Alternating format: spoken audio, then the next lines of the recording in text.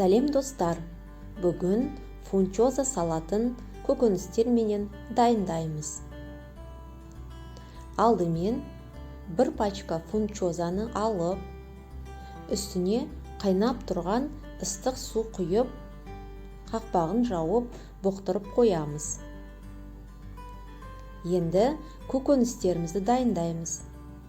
300 грамм брокколи, 200 грамм цветная капустаны тұзды суда 5 минут пісіріп аламыз.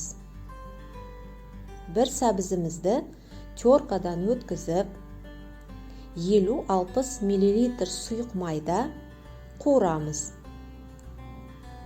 Үстіне ұзынша етіп туралған болгар бұрышын қосамыз. 5-10 минут қуырып аламыз.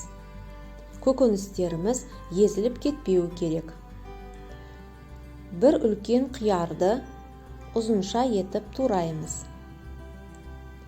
2 қызанағымызды да турап аламыз. Піскен брокколи мен цветная капустаны ұсақтап турап аламыз. Қуырылған сәбіз бенен болгар бұрышына қосамыз. Енді үстіне дайын болған фунчоза лапшасын қосып, соя тұздығын қосамыз. 2 шай қасық. Үстіне дәмдеуіштер қосамыз. Паприка, ащы бұрыш, кориандр ұнтағын, чеснок ұнтағын және 2 ас қасық зәйтүн майын.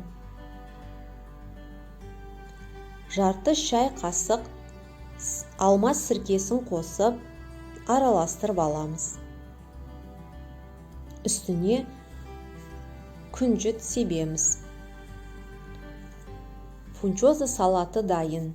Өте дәмді, отбасыларыңызға ұнайды. Дайындап көріңіздер. Назарларыңызға рахмет. Каналға жазылуды және лайк басуды ұмытпаймыз.